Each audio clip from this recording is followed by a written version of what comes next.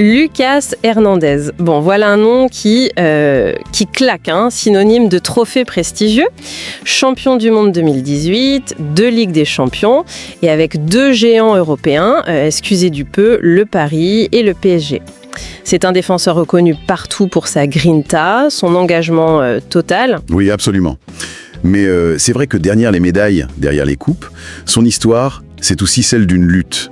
Une lutte acharnée contre l'adversité. C'est ça. On parle de blessures très graves, de celles qui peuvent vraiment briser une carrière. Et puis, il y a la concurrence, féroce, à chaque étape. Exactement. Alors aujourd'hui, on va se plonger dans la matière qu'on a reçue, des articles de presse récents, via Paris Fans, l'équipe, sa bio Wikipédia aussi, des entretiens qu'on a trouvés sur Dailymotion, dans Le Parisien, les chiffres bien sûr, Transfermarkt, AFC Tables, et même on a une analyse un peu plus directe, on va dire, de l'émission After Foot sur YouTube. Oui, l'idée c'est vraiment de décortiquer tout ça, de démêler un peu les fils de ce parcours qui est quand même hors norme. L'enjeu c'est d'essayer de cerner qui est Lucas Hernandez aujourd'hui, là, en automne 2025. Quelle flamme l'anime encore après ses épreuves physiques ? Comment il navigue entre les exigences du PSG et puis cette concurrence en équipe de France, où il est face à son propre frère quand même. Tout à fait. C'est cette tension en fait entre la gloire passée, la résilience qu'il affiche et puis les doutes qui existent peut-être. C'est ça qu'on va essayer d'explorer. Parfait. Alors, on y va. Entrons dans le vif du sujet. Commençons par les bases, les fondations de sa carrière. Alors, pour situer un peu le personnage, né à Marseille, 1996, famille de footballeurs, son père Jean-François Hernandez, ex-pro, et son frère Théo, qu'on connaît bien, international lui aussi. Et une jeunesse qui bascule en Espagne très jeune, vers 6 ans, après la séparation de ses parents et puis la disparition de son père de leur vie. C'est un sujet sur lequel il reste discret, mais bon, ça a forcément dû forger son caractère, quoi. Oui, c'est sûr. Et du coup, toute sa formation, elle se fait en Espagne, à l'académie de l'Atlético de Madrid, qui est très réputée. Il gravit les échelons, jusqu'à l'équipe première en 2014. Il s'impose là-bas comme un défenseur prometteur jusqu'en 2019.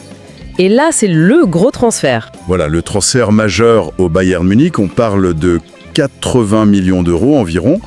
C'était colossal pour un défenseur, à l'époque, ça montre bien son statut. Il fait 4 saisons en Bavière, et puis il arrive au Paris Saint-Germain en juillet 2023. Pour un montant estimé entre 40 et 50 millions, c'est ça ? Et un contrat longue durée jusqu'en 2028. C'est ça. Un investissement important du PSG. Et pendant toutes ces années, alors là, le palmarès, il s'est étoffé, c'est le moins qu'on puisse dire. La Ligue Europa avec l'Atlético en 2018, puis avec le Bayern, c'est une vraie razzia. 10 trophées majeurs, dont la Ligue des Champions 2020, 4 Bundesliga de suite. Impressionnant. Arrivé à Paris, ça continue. 2 championnats de France 2024-2025, 2 trophées des champions, 1 Coupe de France en 2025 et surtout, il fait partie de l'équipe qui gagne enfin la première Ligue des Champions de l'histoire du PSG en 2025. C'est juste monumental. Oui, monumental. Et il ne faut pas oublier, bien sûr, le sommet, la Coupe du Monde 2018. Il s'impose comme titulaire arrière-gauche, il joue tous les matchs importants, il est décisif. On se souvient de sa passe pour Mbappé en finale contre la Croatie. Ah oui. Et il gagne aussi la Ligue des Nations en 2021. Victoire particulière parce qu'il est sur le terrain avec son frère Théo. Donc oui, ce palmarès, ça le place vraiment parmi les joueurs français les plus titrés de sa génération. C'est clair. Au-delà des titres, ce qui est assez frappant dans les sources, c'est sa mentalité. L'interview dans Le Parisien, la reprise par Paris Fans, elle est très éclairante. Il raconte que défendre pour lui, c'était presque une vocation depuis tout petit. Il dit, je cite, « Je prends du plaisir à enlever le ballon des pieds de mon vis-à-vis ». Il va même jusqu'à parler du goût de la souffrance, de l'idée de se dépouiller pour l'équipe. On sent le combattant, quoi. Tout à fait. Il y a une identification très très forte chez lui entre son rôle et l'idée de combat. Il le dit, quand j'entre sur un terrain, c'est pour être prêt à combattre. Plus c'est difficile, plus j'aime. Les mots qu'il utilise, intensité, agressivité positive, il précise bien concentration. Ça dessine vraiment le portrait d'un joueur qui carbure à ça, à l'adversité. Ouais. Et il insiste aussi sur la marge d'erreur quasi nulle pour un défenseur. Un défenseur, comme un gardien, n'a pas le droit à l'erreur, sinon ça se paye cash. Cette exigence, c'est clairement son moteur. Et cette mentalité, elle va de pair avec une qualité qui est devenue essentielle dans le foot moderne, la polyvalence. Il en parle d'ailleurs très simplement dans cette même interview. Oui. J'ai grandi dans l'axe, même si depuis quelques années j'ai pu jouer à gauche. Ça ne me pose aucun problème d'alterner. Je connais ces deux postes à la perfection. Il dit même qu'il peut changer en cours de match. C'est un avantage tactique énorme pour un coach. Ah oui, c'est un atout majeur, cette capacité à être performant à deux postes clés derrière. Mais ce parcours de champion, il est aussi marqué par des coups d'arrêt. Et des coups d'arrêt brutaux. C'est là qu'intervient la fragilité physique.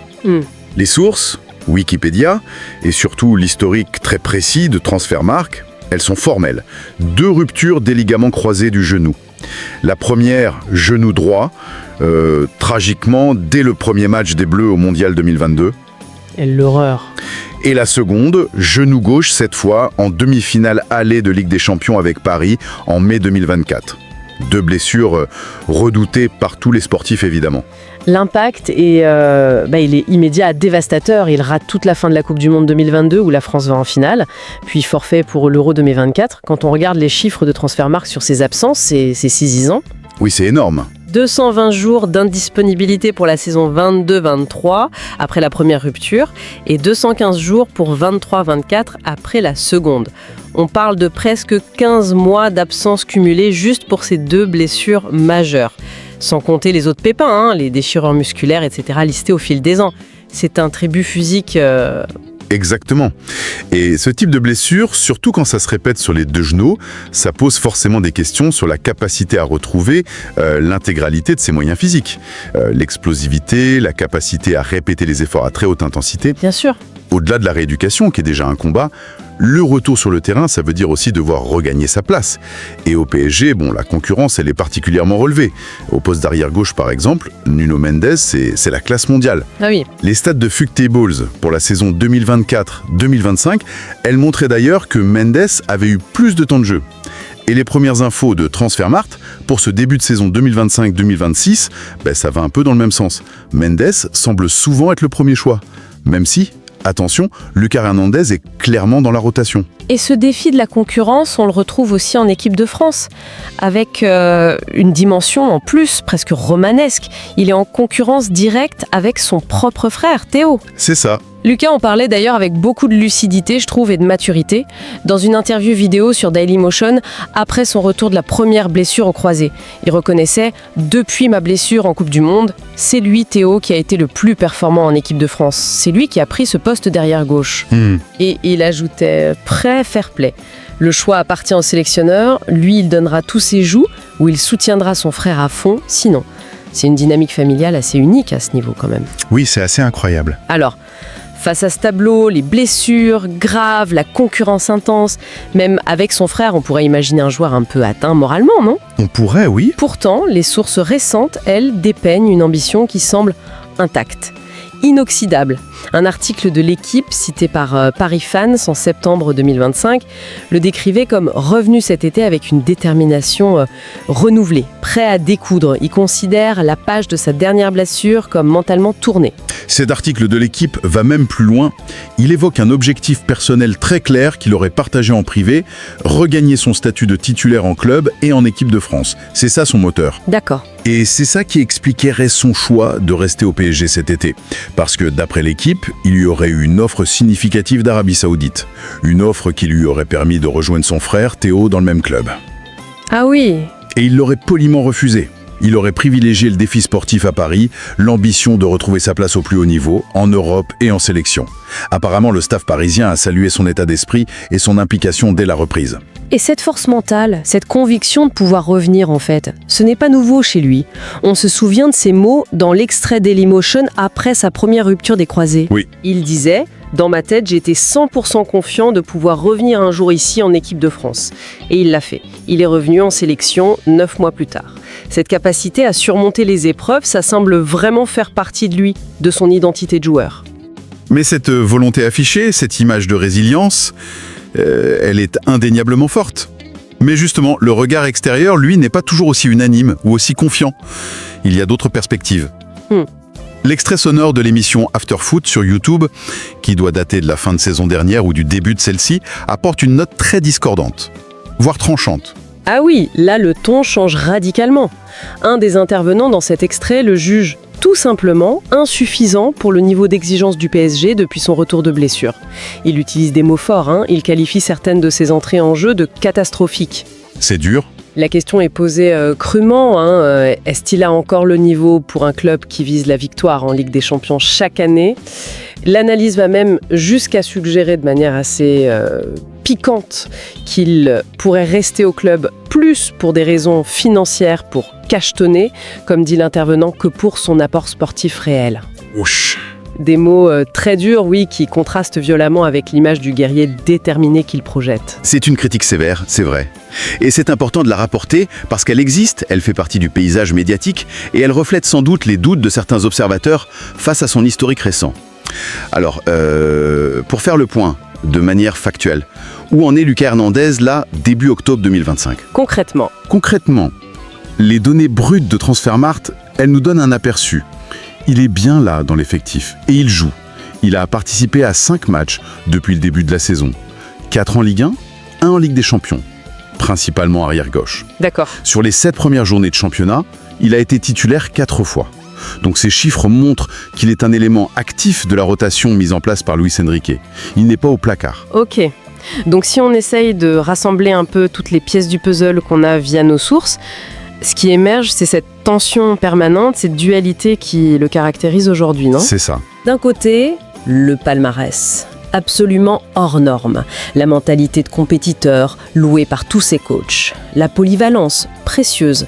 Et de l'autre, ce corps qui a été meurtri par des blessures majeures, répétées. Et ces interrogations qu'on entend dans la critique sur sa capacité à retrouver durablement son meilleur niveau, à enchaîner les perfs de très haute volée. C'est exactement ça.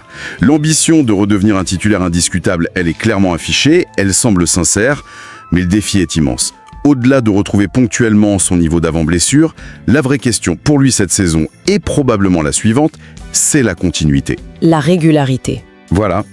Est-ce qu'il peut enchaîner les matchs ? Est-ce qu'il peut éviter les nouvelles absences prolongées ? Dans le foot moderne, avec les calendriers démentiels, l'intensité toujours plus grande, la capacité à être disponible et performant semaine après semaine, c'est aussi crucial que le talent pur. La régularité, ça va être son juge de paix. Lucas Hernandez nous offre donc un récit sportif captivant. Des sommets atteints très jeunes, une résilience assez impressionnante face à des coups du sort qui auraient pu mettre fin à bien des carrières, et cette volonté farouche, réaffirmée, de se hisser à nouveau tout en haut. Il est au cœur de la bataille, au PSG pour les titres et en équipe de France, où ce duel pour le poste de latéral gauche avec son frère Théo ajoute une couche de complexité fascinante. Ce qui nous amène à une interrogation fondamentale, pour la suite je crois. À 29 ans, avec cet historique de blessure au genou, face à une concurrence aussi vive à ses postes, cette reconquête d'un statut titulaire indiscutable, est-ce qu'elle est encore réaliste sur le long terme ? Sa plus grande bataille aujourd'hui n'est-elle pas autant contre les limites de son propre corps, l'usure du temps qui passe, que contre ses rivaux directs sur le terrain ? Est-ce que la volonté de faire peut éternellement compenser les fragilités physiques à ce niveau d'exigence extrême ? C'est la question. Une question ouverte, effectivement, et qui promet de rendre le suivi de sa saison 2025-2026 avec Paris et peut-être avec les Bleus particulièrement intéressant. Voilà pour cette exploration fouillée basée sur l'ensemble des documents qui nous ont été transmis.